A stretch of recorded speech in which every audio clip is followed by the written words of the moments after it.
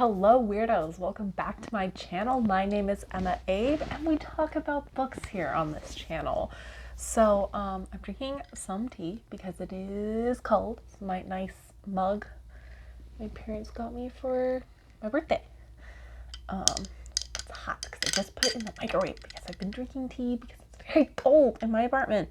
It's cold because we're having like this competition to see how long that we can go without or turning our heat on, because our energy bill was really low last time because we didn't have our air conditioner on. Obviously we're going to turn it on eventually once it gets to like about 50 degrees in the apartment, because we don't want the pipes to freeze. And also, exciting news, we are going to get a little kitty cat, a little gatito, and I'm so excited. I don't know if I'm gonna be able to show you her in these videos because I'm not sure how the kitty cat is gonna feel. I'm so excited. We're gonna get her for like 2 weeks. And then we're gonna have a return of a very special guest on this channel after that. So I obviously, well, yeah, I'm just very excited. We're getting fuzzy friends and I'm very happy. Oh, you can see the steam rising. So now to the part of the video that you guys are all like super excited. Wow. That is the wrap up. I'm going to be talking about all the wrap books that I read in October.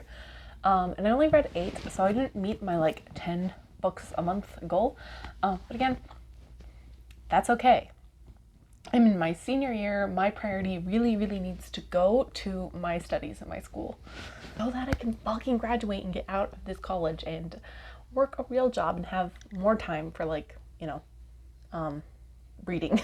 I put a lot of honey in this. It's not so sweet now. It's probably going to get real sweet later. So I'm trying to stir it to keep it, you know, all mixed together.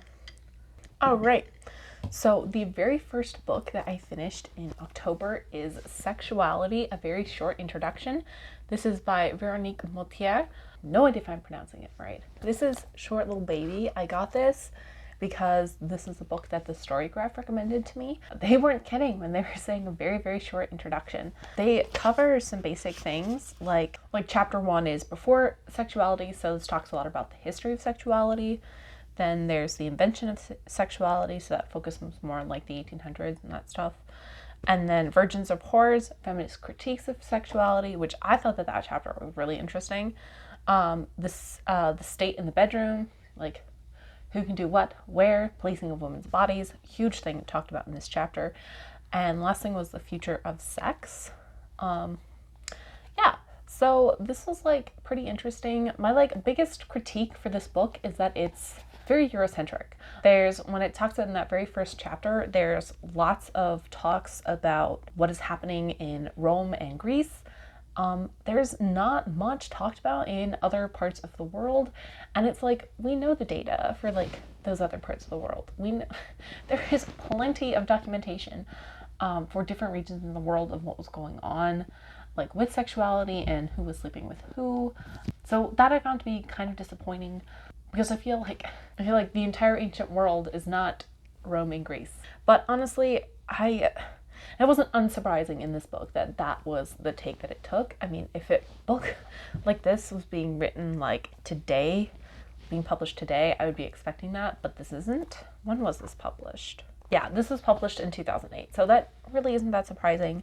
So yeah, I thought it was like a pretty fine book. It is very brief overview. Also, one thing I found out was, I'll insert a picture of it here. I just thought that brought me a lot of joy. I had a good chuckle over that. I was in class helping out some of my students, and I had some downtime. I was reading and I read that line and I was like, laughed out loud. Definitely did. The next book I finished is The Quotable Atheist, Ammunition for Non-Believers, Political Junkies, Gadflies, and Those Generally Hellbound. This is by Jackie Huberman. I didn't particularly I felt very like middle of the road about this book. It's basically like a collection of quotes, and there's like a little brief description about the person you're going to be hearing the quote from, and then the quote. There's some quotes that like really stuck out to me. I didn't dog ear any of them. But some of them I was just like, yeah, so true. But then some of them were just like, okay. I had a lot of problems with kind of like the who goes into this book. aspect. There are a lot of people who were not atheists in this book, Hitler being one of them. What he says, and it says like quotable atheist. I originally thought it was like, you know, like quotes from non-believers, political junkies, and those generally hell-bound. Then I could understand why Hitler is in there. Yeah, there's also like lots of popes, and I'm just like, I just did not understand like some of the right reasoning, and it kind of almost led to like the devaluing of this book, because it's like, can you not find enough atheists to pad out this book that you need to pull from all these other non-atheist sources? I don't know. Maybe it's just a problem with like the title, and it could have been titled better. I don't know. Also, this book could have been very, very boring, but what like saves it a little bit is the like briefs, the like summaries of the people that you're going to be hearing the quotes on. That's when the author really gets to like show his voice. And some of them I thought were really, really like good, and some of them like I thought were terrible. like some of them I thought were like funny commentary on like what the people did, like poking fun like at the people almost. And he like condemns some people like in the little like short biographies of the people. And for some people who are like morally reprehensible, he doesn't. Like I like didn't understand that, like, you know, so like for instance, he says that he doesn't say exactly that Hitler is a horrible person, but you know, he's just like points out Hitler's atrocities. But like for Pablo Picasso, he just says that like, oh, Spanish painter, and I'm like, what? Like, you're not going to bring up the fact that like he's an abuser when you talk about the fact that other people in this book are abusers to like their partners. Like it felt very like selective. Yeah, it was weird. It didn't make me mad. It's definitely like a book, like a coffee table book.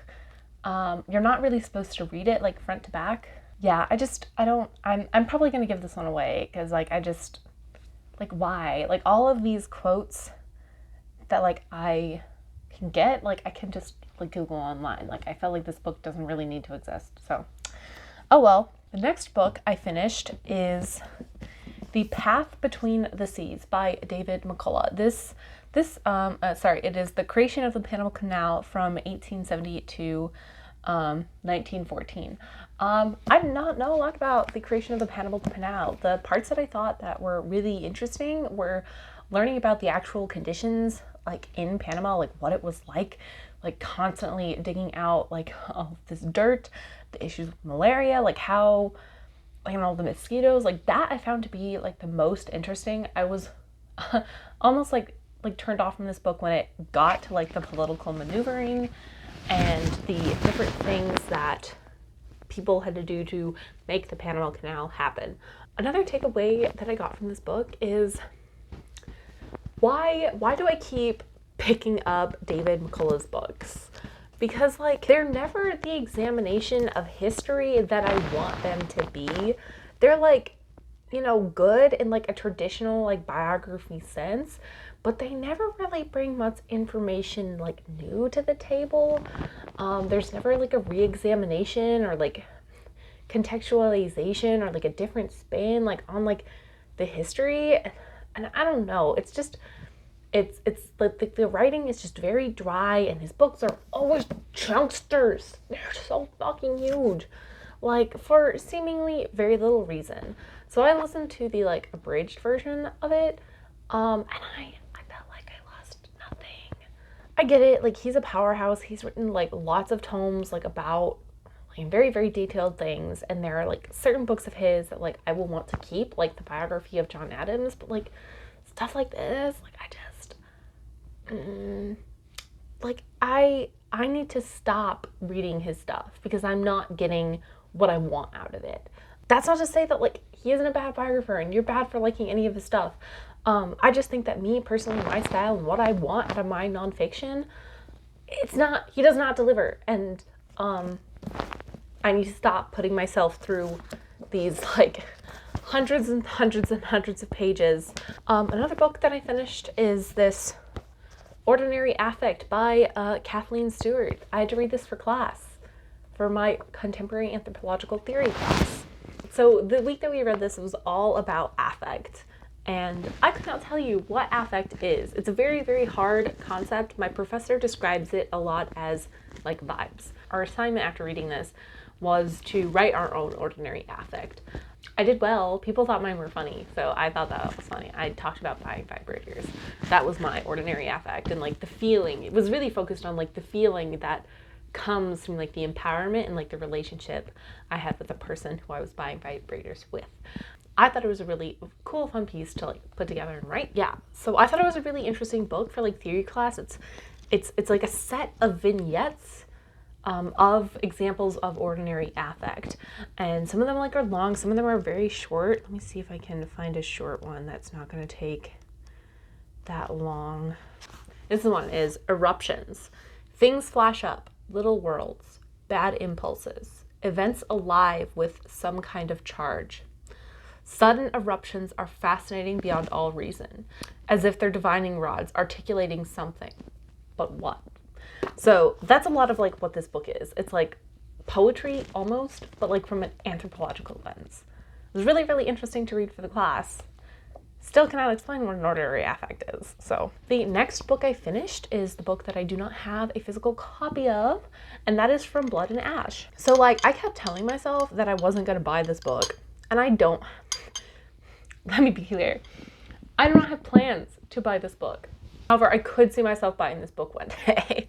So, right, this is From Blood and Ash. This is by Jennifer L. Armentrout, and I was not expecting much out of it. I was expecting to like it on the same way that I like The Cruel Prince, which is to say, not at all. And I quite enjoyed it. I quite enjoyed it. It was... Yeah, it was a lot more thrilling. It was a lot more hornier than I was expecting it to be. Like, holy cannoli, like, calm down. But like, I get it, I relate. So like you have this main character, and I'm forgetting her name. I want to say it's like Poppy. Poppy's her name. Oh my God. You have this main character, Poppy. She is like this chosen one. She's meant to be sacrificed to like the gods. There's not a whole ton of exploration into like what exactly that means. Like, why was she chosen? I'm sure that that's gonna get into it more in like the second book, so I'm glad that I still kind of have questions that I want answered. Yeah, there's stirrings and rumblings and like disturbances within the like kingdom, and she's like kept and protected and supposed to stay like, you know, pure and like a virgin so that she can be given to like the gods. And there's vampires, but like not vampires, and like zombies, but like not zombies.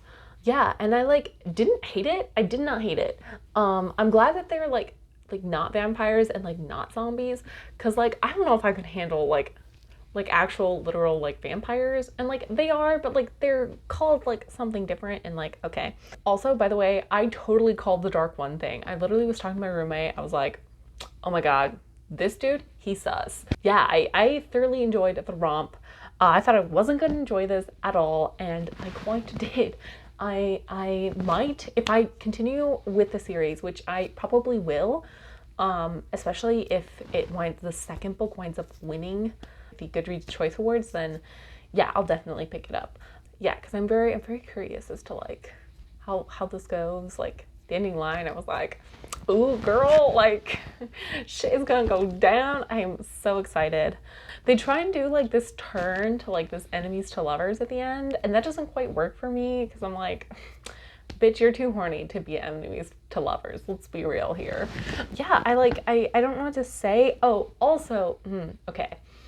The one kind of issue with this book is there's no reason it needs to be 600 pages. Like, Jesus fucking Christ. It takes forever for, like, anything to happen. I was, like, sitting with my roommate, and I was like, I quite enjoy this book. However, like, nothing has happened. It just feels like a lot of, like, just stretching out some things, especially, like, in the first, like, half of the book. And I'm like, maybe you could have, like, chopped out some of those, like, stretching things out to get it to that length, and had like you know, like maybe like a 400 to like 500 page book instead of like a 600 page plus book, because like that's still fine. You still have your epic fantasy, but whatever. I mean, who knows, maybe she's being paid by like the word count, and like, girl, get your coin.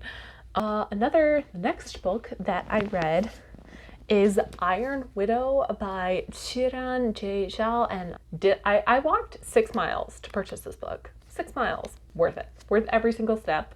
And it was like uphill both ways because Cincinnati be like that. And don't say I'm lying because you do not live in Cincinnati. It is uphill both ways, always. Yeah, there was like a 2-mile stretch where it was just uphill like the whole way. Anyway, I'm getting off track. So this beauty, this was so good. I enjoyed this so much. So this is like a sci-fi retelling of Wu Zetian's life. And Wu Zetian's and the only female emperor in China's history. And I love Wu Zetian in this. She is so fucking cutthroat and badass. I loved it so much. Yeah, like I really, really liked her character and how she gave no fucks about like slaughtering people who were horrible or even like potentially murdering her family. I love like the allusions and like the history and like the folklore and like the talking about the different types of chi and like, you know, wood chi, water chi, and all of that stuff. Yeah, it was really, really good. I cannot wait for the sequel for this to come out. That ending was a little bit like WTF, but I'm very excited to continue on with this series. There's what appears to be a love triangle in this. Let's just say I am very happy with what happens with that. I saw it coming and I was like, yes, love it. Love the representation. It made me super happy. And yeah, this is really good. I think it'd be worth your time. This is an example of like an epic story that does not need to be 600 pages. Like I felt like every scene in this was very purposeful. It was not like drawn out just to have stuff drawn out and get to that page count. Also, this cover art is very beautiful. Yes, really, really good. I'm very glad I purchased this. So the next book, I don't know if you can hear that, but like, that's me dropping it. It's a thick boy. I've been trying really hard to finish this book for 4 months-ish.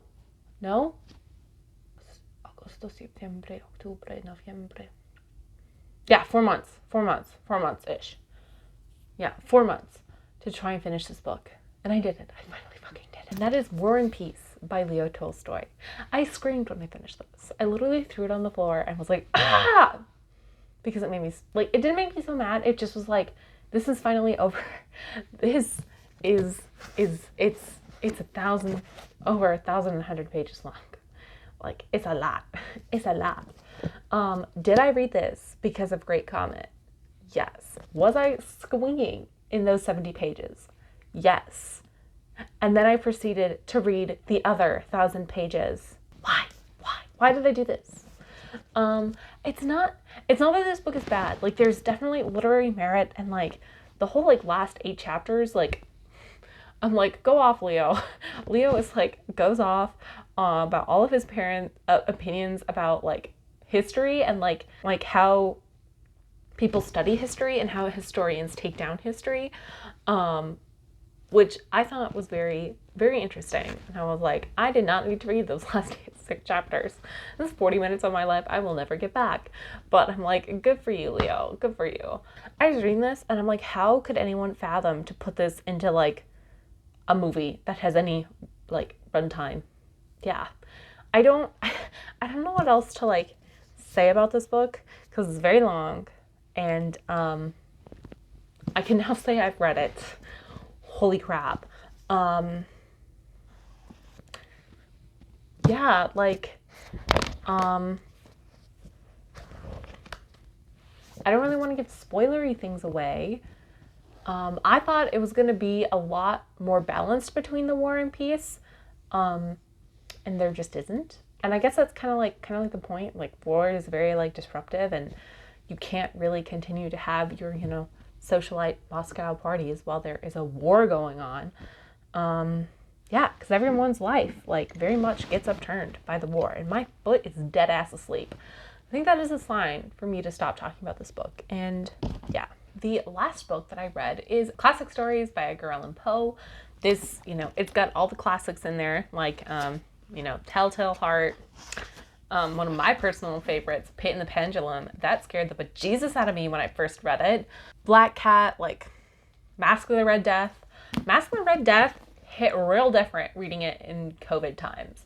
Like, I was like, oh my God, like, Prospero, you were a dick before. Everyone realized that you were a dick. But like now, I'm like, you're even more of a dick. Fuck you, Prospero. You totally deserve to fucking die. And I love that, like, on the back of this edition, it says, and darkness and decay and the Red Death held illimitable dominion over all. And I was like, that was fitting. I'm very glad that this is on the back, given today. Yeah, there were some stories in here that I hadn't read before. Like, I've never really read any of his murder mysteries. And I liked some of those. I mean, I liked all of them, but like, I think my favorite was the orangutan one. That one was like, so what the fuck? Yeah, I've read that sometimes like Edgar Allan Poe's stories are very much structured as like a slow build up. And then you get to like the last page and it's like, what the fuck? Like, Jesus Christ. That's when like the cat leaps out the ball. That's when like the ship plunges like into the water. And yeah, I quite enjoyed this. I will say it was so sad to go out on the story because the last one was the gold bug. And they were just like, there was language used in it and like derogatory references to like African Americans that I was like, why, Poe? Why did you do that? Like, I'm not surprised, but also like, why? Or like even, you know, Barnes and Noble, who put this together. Why did you include that last one? There are some other like books that you could have put in place of that last one, but overall this was quite an enjoyable collection. I bought this and I read this specifically for Halloween, so this was my designated Halloween pick and I was very happy with that. Thank you guys for watching this video. I hope you guys have a wonderful rest of your day. I am going to get curled up into bed because it be cold and finish my tea and my pretzels. Let me know in the comments down below, what did you read for Halloween or for spooky ooky season? Thank you so much for watching. I'll see you next week. Bye!